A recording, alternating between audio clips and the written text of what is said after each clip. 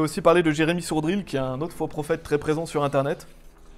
Je ne sais pas si vous connaissez EMCI LTV. Non, c'est EMCI TV, mais c'est une chaîne de l'enfer. Pourquoi? Parce que c'est bourré de faux prophètes, bourré de faux enseignements.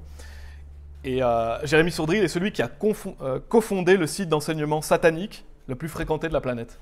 Ils disent enseignement chrétien, mais c'est un enseignement satanique. Et lui, il a cofondé donc, celui qui est le plus fréquenté de la planète. Donc imaginez, c'est vraiment le site le plus fréquenté au niveau chrétien, entre guillemets, de la planète. Ils ont 2 millions de vues par mois. Il y a 2 millions de personnes qui vont sur leur site par mois, c'est énorme. Et leur site s'appelle enseigne-moi.com. Donc c'est le site internet d'enseignement chrétien le plus consulté au monde. Donc c'est pas des petits faux prophètes, c'est vraiment des gens qui ont un gros impact, qui impactent beaucoup de personnes. Et on va lire quelques passages justement sur les faux prophètes. Vous pouvez aller dans 2 Pierre chapitre 2. 2 Pierre chapitre 2. Donc ça c'est vraiment un passage vraiment bien qui parle des faux prophètes. 2 Pierre chapitre 2 versets 1 et 2. La Bible nous dit, là c'est vraiment pour vous montrer que, parce qu'il y a des gens qui croient que les faux prophètes ça n'existe pas, que tout le monde est gentil, tout le monde est beau, tous les chrétiens sont les mêmes. Non, il y a des faux prophètes, la Bible nous avertit à de nombreuses reprises, et la Bible nous dit de les marquer, c'est-à-dire qu'il faut les citer. On ne doit pas seulement être passif en tant que chrétien, on doit justement trancher, et on doit dénoncer ces personnes-là. Il faut que des personnes disent, voilà, ceux-là, vous ne devez pas les écouter. Parce que sinon, les gens même des gens sauvés peuvent écouter ce genre de faux prophètes et être mélangés après. Bien sûr, ils n'auront pas un faux salut, mais ça peut leur enseigner tout un tas de fausses doctrines, ou même les faire douter et les faire chuter, en fait. Dans 2 Pierre chapitre 2, versets 1 et 2, il est dit, mais il y a eu aussi de faux prophètes parmi le peuple, comme il y aura parmi vous de faux enseignants. C'est une certitude, il y aura toujours des faux enseignants, toujours des faux prophètes. Et qu'est-ce qu'ils font? Qui introduiront furtivement des hérésies propres à la damnation. C'est pour ça que je l'ai appelé Lordship Damnation, parce que ce sont des hérésies propres à la damnation. Le salut de la seigneurie, ça enseigne un salut par les œuvres, donc ça damne les gens. Il est dit, reniant même le Seigneur qui les a rachetés, ils feront venir sur eux-mêmes une rapide destruction. Et qu'est-ce qu'il est dit? Et beaucoup suivront leur chemin pernicieux, par lesquels on dira du mal du chemin de la vérité. Donc on a vu ces hérésies propres à la damnation, j'en ai cité quelques-unes, on en verra après. C'est ce qu'on va étudier dans ce message, que justement ça enseigne des hérésies propres à la damnation. Mais notez qu'il est dit, beaucoup suivront leur chemin pernicieux. Et qu'est-ce que je vous ai dit? Plus de 2 millions de visites par mois. Donc on voit, beaucoup suivent leur chemin pernicieux. Beaucoup de gens s'attachent à ces faux prophètes, beaucoup de gens sont attirés vers ces faux prophètes, parce que c'est l'orgueil. Les gens veulent être sauvés par leurs œuvres. Et malheureusement aussi parce qu'il n'y a pas beaucoup de bons enseignements dans la francophonie, et c'est pour ça que nous on doit en donner des bons. Mais voilà, ces gens-là en plus ont plus d'1 million d'abonnés sur leur chaîne YouTube, donc c'est une énorme chaîne YouTube qu'ils ont, EMCI TV. On va lire Luc chapitre 16, je vais lire Luc chapitre 16, où il est dit versets 14 et 15, et les pharisiens aussi, qui étaient convoiteux, entendaient toutes ces choses, et ils le bafouaient. Donc ils bafouaient Jésus-Christ, et il leur dit, donc ça c'est Jésus qui parle, et il leur dit, vous êtes ceux qui se justifient eux-mêmes devant les hommes, mais Dieu connaît vos cœurs, car ce qui est hautement estimé parmi les hommes est en abomination à la vue de Dieu. Et ces faux prophètes, ce sont ceux qui se justifient eux-mêmes devant les hommes. Et je ne sais pas si vous avez noté, souvent les faux chrétiens se justifient eux-mêmes devant les hommes. Pourquoi? Parce qu'ils vont vous dire qu'ils sont repentis de leurs péchés, qu'ils sont meilleurs que les autres, qu'ils vivent dans la sainteté, qu'ils méritent d'aller au paradis. En fait, ils se justifient eux-mêmes au lieu de se baser sur la justification en Jésus-Christ. Ils essaient de se revêtir de leur propre justice au lieu de se revêtir de la justice de Christ. Parce que où est la limite? Quand on prêche la repentance des péchés, je vais y revenir, mais où est la limite? Quel péché? Combien de péchés? Combien de temps? On ne sait pas en fait. En fait, quand ils vous prêchent la repentance des péchés, c'est souvent la repentance de leur propre péché en fait. Et en plus, on ne sait pas ce qu'ils font en secret. Et donc, il est dit, vous êtes ceux qui se justifient eux-mêmes devant les hommes, mais Dieu connaît vos cœurs, car ce qui est hautement estimé parmi les hommes est en abomination à la vue de Dieu. Donc, hautement estimé parmi les hommes, comme MacArthur, Sourdril, c'est des gens qui sont hautement estimés, beaucoup de gens les estiment, beaucoup de gens les aiment, les admirent, mais ce qui est hautement estimé parmi les hommes est en abomination à la vue de Dieu. Dieu, il voit ça, pour lui, c'est une abomination. Et frère Arthur avait fait une excellente vidéo sur Jérémy Sourdril, je vous invite à la voir si vous ne l'avez pas vue. Mais plus de 90%, je n'ai pas compté, mais plus de 90% des messages qu'il y a sur la vidéo, c'est pour critiquer Arthur et c'est pour défendre Jérémy Sourdril. Pourquoi? Parce que la Bible dit dans Matthieu chapitre 7, verset 13, « Entrez par la porte étroite, car large est la porte et spacieux est le chemin qui conduit à la destruction, et il y en a beaucoup qui entrent par là. » Malheureusement, beaucoup de gens rentrent par le chemin de la destruction. Beaucoup de gens suivent les faux prophètes et aiment ce que les faux prophètes disent. Mais nous, on est là pour les gens justement qui cherchent la vérité, les gens sincères. Et il y a des messages positifs, Dieu soit loué. Donc quand on prêche contre les faux prophètes, il y a toujours des gens qui vont dire « Oui, c'est vrai, ça c'est un mensonge. Moi, je veux la vérité. » Et c'est ce que je veux vraiment, les gens qui écoutent aujourd'hui et qui justement suivent ces faux prophètes. Je veux qu'ils se rendent compte qu'ils sont justement dans un faux chemin et que ça va les damner en fait. Et donc beaucoup de commentaires critiquent le fait que l'on dénonce un faux prophète aussi. Il y a beaucoup de commentaires sur la vidéo d'Arthur qui disent voilà, vous ne devez pas critiquer, jugez pas afin que vous ne soyez pas jugés, jugez pas afin que vous ne soyez pas jugés, c'est sans arrêt sans. Comme si on ne pouvait pas dénoncer. Et qu'est-ce que dit la Bible en Matthieu chapitre 16, versets 17 et 18 ? Maintenant je vous implore, frères, notez ce qui cause des divisions et des offenses, contraires à la doctrine que vous avez apprise, et évitez-les. Car ceux qui sont tels ne servent pas notre Seigneur Jésus-Christ, ils ne servent pas Jésus-Christ, mais leur propre ventre, et par de bonnes paroles et de beaux discours, ils trompent les cœurs des simples. Donc ils ont des belles paroles, des beaux discours, ce sont des gens souvent éloquents, qui sont admirés par les foules, mais en fait ils trompent le cœur des simples. Et donc quand il est dit noter, noter ça veut dire citer, ça veut dire mentionner. Donc nous on doit citer, on doit mentionner qui est un faux prophète, pour mettre les gens en garde, et pour donner la possibilité aux gens d'écouter la vérité en fait, tout simplement. En fait c'est notre combat, on doit combattre pour la vérité. Et Jésus était notre modèle. Qu'est-ce que Jésus a fait souvent ? Il a dénoncé les pharisiens. Il a dénoncé ce qui n'allait pas. Et c'est ce qu'on doit faire. Et malheureusement, beaucoup de ces faux prophètes sont des réprouvés. Tous les faux prophètes ne sont pas des réprouvés. Mais Sourdril, MacArthur, des pointures comme ça, ce sont des réprouvés. Et la Bible dit dans 2 Timothée, chapitre 3, verset 8, « Or comme Janès et Jambres résistèrent à Moïse, de même ceux-là aussi résistent à la vérité, hommes aux intelligences corrompues, réprouvés concernant la foi. » En fait, ils sont réprouvés concernant la foi, ils ne peuvent plus croire. Si vous ne pouvez plus croire, vous ne pouvez plus être sauvés. Donc ce sont des gens en plus qui damnent les personnes en fait. Je ne sais pas si vous vous rendez compte de ce qu'ils font, mais ils damnent des gens en enfer. Des gens sont en enfer déjà à cause d'eux, et ils en amènent encore d'autres avec eux. Ils n'ont pas une petite influence. Ils ont 2 millions de visites par mois pour l'un, et John MacArthur a une énorme audience sur Internet. Il a une grande église en plus. Donc ça, c'était l'introduction. Donc John MacArthur, il enseigne que la repentance est un détournement du péché. Et on va voir maintenant ce qu'enseigne Jérémy Sourdril, parce qu'il a un enseignement sur Internet qui s'appelle la véritable repentance. Donc selon lui, quelle est la véritable repentance ? Et bien la véritable repentance, selon lui, c'est le fait de suivre Jésus-Christ. Donc se repentir pour le salut, c'est suivre Jésus-Christ. Ça rejoint ce qu'a dit John MacArthur. C'est le salut par le fait d'être disciple. Et donc Sourdril nous dit, es-tu prêt à mourir pour Christ ? C'est ça la repentance. Est-ce que tu es prêt à mourir pour Christ ? Renoncer à sa vie, porter sa croix, le suivre. Est-ce que vous avez vraiment renoncé à votre vie ? Le véritable évangile, c'est un évangile de renoncement. Je pensais que le véritable évangile, c'était la mort, l'ensevelissement et la résurrection de Jésus-Christ. Pour lui, c'est le renoncement. Ce n'est pas simplement croire qui va sauver les gens. Les démons croient. Croire en Jésus n'a jamais sauvé personne, voilà ce qu'il dit. Il dit croire en Jésus n'a jamais sauvé personne. Il faut vraiment avoir d'audace pour dire une chose pareille.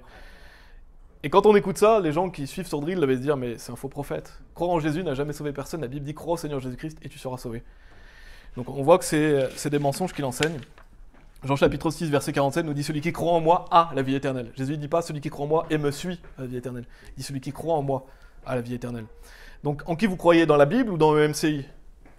Est-ce que vous croyez en Dieu ou est-ce que vous croyez dans les faux prophètes ? C'est la question à vous poser parce que, en plus, ces faux prophètes, ils répètent comme des perroquets tout le temps les démons croient, les démons croient. Ils sont tout le temps en train de dire les démons croient. C'est un des versets préférés des faux prophètes, même des faux chrétiens, malheureusement, quand vous allez dans la rue, ils répètent souvent les démons croient, les démons croient. Donc je vais revenir un peu sur ce verset rapidement. Il y a une vidéo sur la chaîne si vous voulez regarder, mais je vais lire Jacques chapitre 2, verset 19.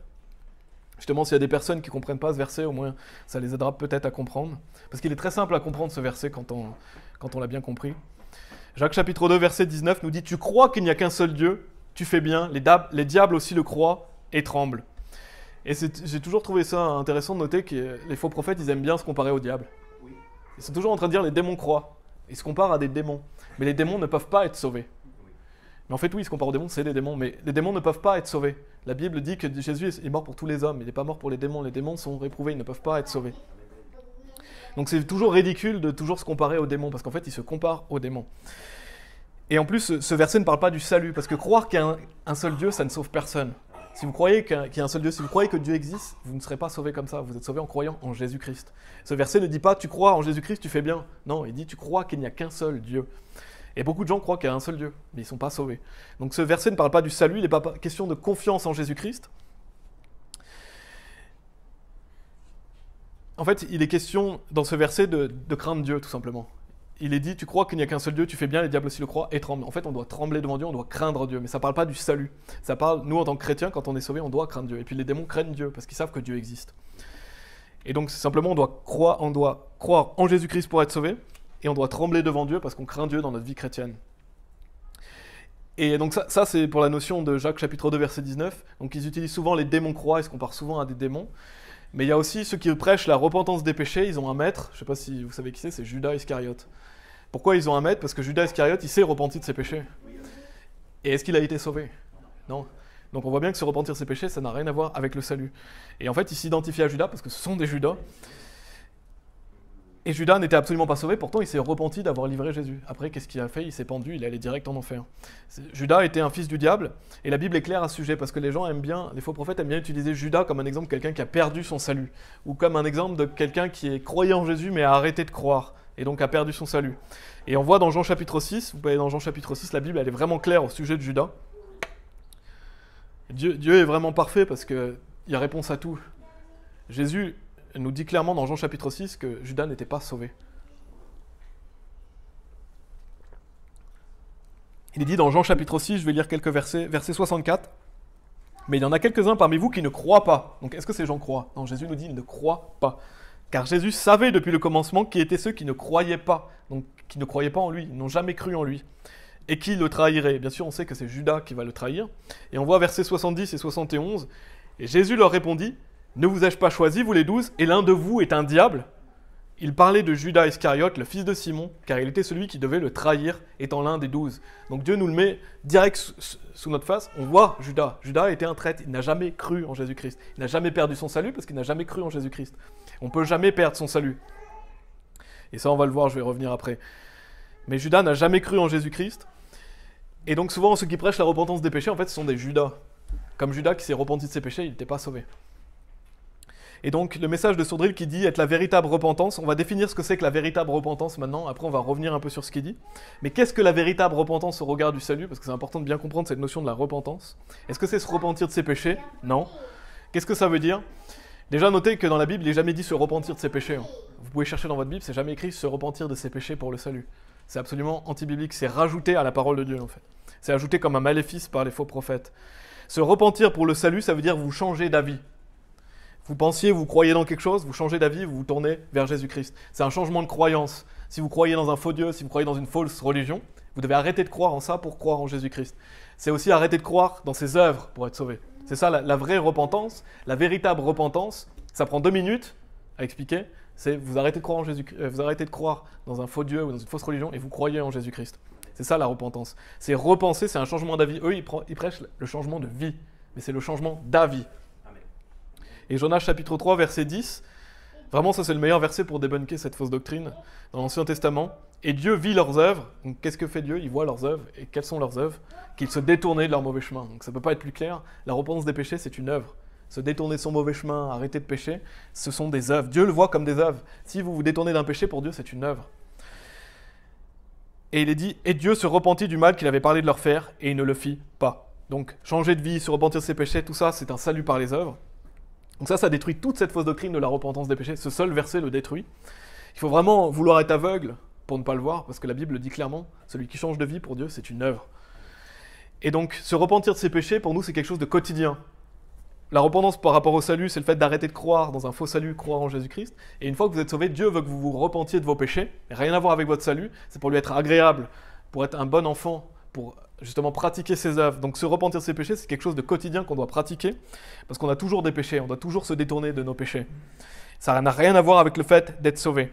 On doit progresser en sainteté, on doit progresser en tant que chrétien, mais ça, c'est pas pour le salut. On va voir plusieurs versets qui parlent de la repentance. Donc quelle est la repentance au regard du salut? Donc là, j'ai déjà lu Jonas chapitre 3, verset 10, qui montre que la repentance des péchés pour le salut, c'est absolument pas biblique, ce sont des œuvres. Je vais lire Matthieu chapitre 21, verset 32, qui nous dit « Car Jean est venu à vous par le chemin de la droiture, et vous ne l'avez pas cru. Mais les publicains et les prostituées l'ont cru, et vous, quand vous l'avez vu, vous n'êtes pas ensuite repentis pour que vous puissiez le croire. » Donc on voit dans ce verset que se repentir, justement, c'est se tourner vers Jésus-Christ, c'est croire en lui, ça n'a rien à voir avec le fait de se repentir de ses péchés. Et d'ailleurs, les faux prophètes, ils ont du mal avec ce verset. Pourquoi? Parce que les publicains et les prostituées l'ont cru. Donc est-ce qu'eux se sont repentis de leurs péchés avant d'être sauvés? Est-ce qu'il est dit qu'ils ont arrêté d'être prostitués? Est-ce qu'il est dit qu'ils ont arrêté d'être publicains avant d'être sauvés? Non. Ils ont simplement cru en Jésus-Christ. Et justement, c'est toujours la même chose, c'est comme les pharisiens de l'époque qui se croient meilleurs que les autres. Et ils veulent même pas que ils veulent pas que les publicains et les prostituées soient sauvés. Ces faux prophètes, ils veulent les damner, ils veulent pas qu'ils soient sauvés. Il leur dit, allez, arrêtez de faire ça pour être sauvés. C'est pas comme ça qu'on est sauvés. Donc avec ce verset, ils auront du mal, forcément. Pourquoi? Parce qu'on voit bien que ça contredit toute leur doctrine. Rien à voir avec le fait de pratiquer une bonne vie, d'être sauvé. C'est ce que Dieu attend d'une personne sauvée, mais c'est pas comme ça qu'on est sauvé. Donc ce verset montre qu'il suffit de croire. On a Actes chapitre 19, verset 4 aussi qui nous dit « Alors Paul dit, en vérité, Jean a baptisé du baptême de la repentance, disant au peuple qu'il devait croire à celui qui devait venir après lui, c'est-à-dire à Christ Jésus. » Le baptême de la repentance que prêchait Jean le Baptiste, c'était qu'on croit en Jésus-Christ. C'est ça la véritable repentance. C'est le fait de croire en Jésus-Christ. C'est un changement d'avis. Hébreux chapitre 6, verset 1 nous dit aussi « Par conséquent, laissant les principes de la doctrine de Christ, continuons d'aller vers la perfection, ne posons pas de nouveau le fondement de la repentance des œuvres mortes et de la foi envers Dieu. » La repentance des œuvres mortes, c'est que vous arrêtez de croire dans vos œuvres pour être sauvés. Parce que si vous croyez dans votre justice, la Bible dit que ce sont comme des vêtements souillés devant Dieu, ce sont des œuvres mortes. Pour Dieu, ça vaut rien. Si vous essayez de sauver par vos œuvres, Dieu il voit ça comme de la pourriture. La Bible dit donc que le baptême de la repentance, c'est le fait de croire en Jésus-Christ, et donc la repentance des œuvres mortes, c'est arrêter de croire dans ses œuvres afin de croire en Jésus-Christ. Parce que quand les gens vous disent « oui, il faut se repentir de ses péchés », comme j'ai dit, quel péché ils parlent? Est-ce que c'est tous vos péchés? Est-ce que vous pouvez vous repentir de tous vos péchés? Est-ce que c'est possible? La Bible dit dans 1 Jean chapitre 1 verset 8, « Si nous disons que nous n'avons aucun péché, nous nous trompons nous-mêmes et la vérité n'est pas en nous. » Impossible de n'avoir aucun péché. Donc où est la limite en fait? De quel péché vous devez vous repentir? Parce que si vous devez vous repentir de vos péchés, on est tous foutus. Parce qu'on est tous pécheurs. On ne peut pas se repentir de tous ces péchés. C'est pourquoi Jésus est venu mourir pour nous. Donc on voit à quel point leur doctrine est ridicule. On va revenir à ce que dit Jérémie Sourdril, parce que j'ai parlé de la véritable repentance. Donc qu'est-ce que vraiment la repentance? Pas selon Jérémie Sourdril, mais selon la Bible. Parce que si vous croyez à la repentance selon Sourdril, vous êtes damnés. La Bible, donc, pardon, pas la Bible, mais Sourdril dit « Renoncer à sa vie, porter sa croix, le suivre. Est-ce que vous avez vraiment renoncé à votre vie ?» Donc en fait, il mélange le salut, la vie chrétienne. Il mélange le fait de renoncer à sa vie quand on est chrétien. Il mélange le fait de suivre Jésus-Christ, le fait d'être disciple, comme on a vu, et le fait d'être sauvé. Il fait croire qu'on est sauvé en étant disciple. C'est ça le salut de la Seigneurie. Et Matthieu chapitre 16, verset 24, justement, nous donne cette notion. Il dit « Alors Jésus dit à ses disciples », vous voyez encore, il parle à ses disciples. Là, il n'explique pas aux gens comment on est sauvé. « Si un homme veut venir après moi », donc il y a toujours un « si ». Jésus, il ne nous force pas à le suivre. Une fois que vous êtes sauvés, Jésus ne vous force pas à le suivre.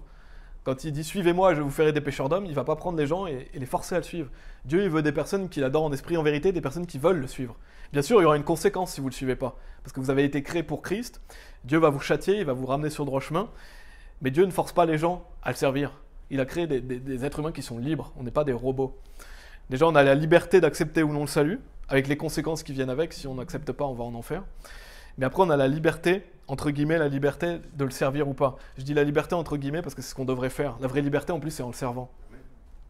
Donc là, on voit que Jésus nous dit, si un homme veut venir après moi, qu'il renonce à lui-même et qu'il prenne sa croix et me suive. Je dis amen à ça. Mais est-ce que c'est comme ça qu'on est sauvé? Non. Donc là, il parle à des disciples. Il parle de comment on peut le suivre. Et il y a peu de personnes sauvées qui sont prêtes à ces sacrifices. Renoncer à soi-même, c'est un gros sacrifice. Ça veut dire que vous devez renoncer à vous-même, à vos aspirations, vos projets. Vous devez renoncer à tout ce que vous êtes pour suivre Jésus-Christ. Donc ça demande un énorme sacrifice. Prendre sa croix, c'est pas quelque chose de réjouissant non plus. Vous devez porter votre croix. Donc ça veut dire quoi? Ça veut dire que vous êtes participant des souffrances de Christ, que vous devez souffrir avec le peuple de Dieu, que vous devez prendre part à ces souffrances. Donc oui, c'est pas facile, mais c'est ce que nous devons faire. Et c'est ce qui en vaut la peine. Donc il y a aussi un truc que je voulais mentionner, c'est l'histoire du voleur sur la croix, parce que je pense que les faux prophètes ils doivent avoir du mal avec cette histoire, du voleur sur la croix, parce que est-ce que le voleur sur la croix s'est repenti de ses péchés? Est-ce qu'il a suivi Jésus-Christ? Non, il était cloué à une croix. Donc le voleur sur la croix, qu'est-ce qu'il a fait? Il a demandé à Jésus de le sauver. Il a simplement pris conscience qu'il ne pouvait pas se sauver lui-même, il a demandé à Jésus de le sauver, il a été sauvé. Parce que si on prend cet enseignement du salut de la Seigneurie à la lettre, donc par le fait d'être disciple, qu'est-ce qui est le mieux pour vous? Attendez de mourir et demandez à Jésus de vous sauver. Au moins, vous êtes sûr de ne pas perdre votre salut. Au moins, vous êtes sûr de ne pas avoir vous repentir de tous vos péchés. Parce que si on prend l'enseignement à la lettre, c'est ça. Hein, que c'est complètement ridicule. Qu'on voit avec cette histoire du voleur sur la croix, que le salut de la Seigneurie est ridicule. Parce que Dieu ne veut pas qu'on soit sauvé avant notre mort. Il veut qu'on soit sauvé aujourd'hui. Il dit aujourd'hui est le jour du salut. Donc Dieu ne veut pas attendre qu'on attende sur notre lit de mort de demander de nous sauver pour qu'ainsi on soit sûr de ne pas perdre notre salut. Parce que dans ces cas-là, vous ne pouvez même pas servir Dieu. Donc on voit que c'est vraiment ridicule. J'espère que vous avez compris ce que je veux dire, mais l'histoire du voleur sur la croix veut dire que le salut de la Seigneurie est ridicule. On doit être sauvé le plus jeune possible. Pourquoi? Parce qu'une fois que vous êtes sauvé, vous êtes toujours sauvé. Après, vous passez votre vie à servir Dieu. Le salut est simple, c'est comme boire un verre d'eau, c'est la vie éternelle. Et je vais revenir sur Matthieu chapitre 7, versets 21 et 23. Je reviens sur quelques versets, justement, pour débunker l'enseignement de Sourdril. L'enseignement de Sourdrel. Matthieu chapitre 7, versets 21 et 23, qui nous dit « Ce n'est pas quiconque me dit Seigneur, Seigneur qui entrera dans le royaume du ciel, mais celui qui fait la volonté de mon Père qui est au ciel. » Je ne vais pas aller dedans, mais vous allez dans Jean chapitre 6, versets 39 et 40, la volonté du Père, elle est clairement expliquée, c'est qu'on croit en Jésus-Christ pour avoir la vie éternelle. Et il est dit « Beaucoup me diront en ce jour-là, Seigneur, Seigneur, n'avons-nous pas prophétisé en ton nom, et chassé les diables en ton nom, et fait beaucoup d'œuvres merveilleuses en ton nom? Et alors je leur déclarerai, je ne vous ai jamais connus, retirez-vous de moi, vous qui pratiquez l'iniquité. » Et les faux prophètes aiment ce passage pour dire, voilà, il y a des gens qui ont cru en Jésus, Jésus va leur dire qu'il ne les a pas connus, parce qu'ils n'étaient pas disciples, parce qu'ils n'ont pas suivi Jésus-Christ, parce qu'ils n'ont pas fait les œuvres. Et pourtant, ces gens, qu'est-ce qu'ils mettent en avant? Leurs œuvres. En fait, ça parle exactement de ces gens qui essaient de se justifier par eux-mêmes. Ça parle notamment aussi des faux prophètes. Ce verset, en fait, les condamne et eux, ils l'utilisent pour essayer de justifier leur faux salut. Parce que ces gens-là, ils disent pas Seigneur, j'ai cru en toi. C'est pas ce qu'ils disent. Ils disent, voilà, on a fait des œuvres en ton nom, on a chassé les diables, on a prophétisé. Donc ces gens croient dans leurs œuvres, ils ne croient pas en Jésus-Christ. Donc c'est très simple d'analyser ce passage. Ce ne sont pas des personnes qui croient en Jésus-Christ. Une personne qui croit en Jésus-Christ, il est dans celui qui a fait la volonté du Père. Il est déjà sauvé, en fait. Et on a dans Jacques chapitre 2, il y a un enseignement sur la chaîne YouTube, si vous voulez voir, sur la foi sans les œuvres est morte. Simplement, je vais le mentionner parce qu'ils sont toujours en train de répéter la foi sans les œuvres est morte, notamment dans sa vidéo, il le dit. Mais la foi sans les œuvres est morte, ça veut simplement dire que si vous ne mettez pas votre foi en action, elle n'est pas profitable aux autres. Ça veut dire que vous êtes inutile aux autres, mais vous n'êtes pas non sauvé. Parce que la foi envers Dieu, quand vous croyez en Jésus-Christ, vous êtes sauvé. Dieu n'a pas besoin que vous fassiez des œuvres pour prouver que vous êtes sauvé. Dieu sait que vous avez cru en lui. Donc ce que dit Dieu dans Jacques, d'ailleurs il s'adresse à des frères, il dit mes frères, il s'adresse à des personnes sauvées, c'est qu'on mette notre foi en action. Et j'ai lu un commentaire sur une vidéo et je trouvais ça un excellent exemple, quelqu'un qui donnait l'exemple d'une arme à feu. Si vous prenez un pistolet, si vous dites que le pistolet c'est la foi et que les munitions ce sont les œuvres, un pistolet chargé avec des balles, il va vous être profitable. Pourquoi? Parce qu'il va pouvoir vous servir à vous défendre. Mais si vous n'avez pas les balles, il est comme mort en fait ce pistolet, il ne sert à rien. C'est pareil que pour nous. Si vous avez la foi mais que vous n'avez pas les œuvres, vous êtes inutile aux autres. Mais vous avez quand même la foi parce que vous n'allez pas dire « Ah, t'as un pistolet, t'as pas de balle donc t'as pas de pistolet ». Non, c'est ridicule. Pourtant, c'est ce que les gens disent. Si ta foi est morte, t'as pas la foi. Mais si tu as la foi, elle est simplement morte. D'ailleurs, Jacques chapitre 2, verset 17 nous dit « Oui, certainement la foi, si elle ne montre aucune œuvre, est morte étant seule. Si elle est seule, c'est qu'elle existe. » Et on sait, mais pour celui qui n'œuvre pas, mais qui croit en celui qui justifie l'impie, sa foi lui est comptée pour droiture. Donc quelqu'un qui ne fait pas d'œuvre, mais qui croit en Jésus-Christ, il est sauvé. Donc il dit aussi, le message de Jésus est un message de renoncement. Qu'est-ce qu'il dit? Il dit, tu dois renoncer à ta vie, tu dois renoncer à tes plans, à tes projets, à tout ce que tu as, à tout ce que tu aimes, à tout ce que tu possèdes, à tout ce que tu es pour le royaume de Dieu. Voilà le message de Dieu, même à ta femme et à tes enfants. Voilà, ça c'est le salut pour lui. Tu dois renoncer à ta femme, tes enfants, à ta vie, à tes projets, à tout ce que tu as. Bon courage avec ça. Personne ne serait sauvé comme ça. Et si vous croyez que ces personnes sont des hommes de Dieu, en écoutant ce message, vous dire non, c'est pas possible, c'est un mensonge, c'est une blague. Et dans Matthieu chapitre 23, Jésus qui dénonce les faux prophètes nous dit au verset 4, en parlant des pharisiens, car il lie des charges pesantes et pénibles à porter. C'est pas ce qu'il est en train de faire là. Il lie des charges pesantes et pénibles à porter. Imaginez-vous, vous devez renoncer à vos enfants, renoncer à votre femme pour être sauvé. C'est des charges pesantes, des choses qu'on ne peut pas faire. Et des choses qu'on ne doit pas faire, justement, on doit prendre soin des siens. Et les mettre sur les épaules des hommes, mais eux-mêmes, ils ne veulent pas les bouger avec un de leurs doigts. C'est exactement ce qu'ils font, ils mettent des charges pesantes sur les gens, ils leur font croire qu'il faut tout un tas d'œuvres pour être sauvés. Et Matthieu chapitre 23, un peu plus loin, versets 13 et 14, donc là j'ai lu le verset 4. On voit que c'est toujours la même chose, il lit des charges pesantes et lourdes à porter, pénibles à porter. Matthieu chapitre 13, versets 13 et 14, il est dit « Mais malheur à vous, scribes et pharisiens, hypocrites, car vous fermez le royaume du ciel aux hommes, car vous n'y entrez pas vous-même, ni ne permettez à ceux qui entrent d'y entrer. » C'est ce qu'ils font, ils ferment le royaume du ciel aux hommes. Ils n'y sont même pas rentrés eux-mêmes. « Malheur à vous, scribes et pharisiens, hypocrites, car vous dévorez les maisons des veuves, et en prétextant faire de longues prières, par conséquent, comment Jésus les voit, là justement, vous recevrez une plus grande damnation. » Ces gens-là ont une plus grande damnation parce qu'ils damnent les autres. Et donc ils ferment la porte en enseignant un faux salut. Et notez qu'il est dit en prétextant faire de longues prières. Et une des émissions faire de MCI TV, c'est prières inspirées.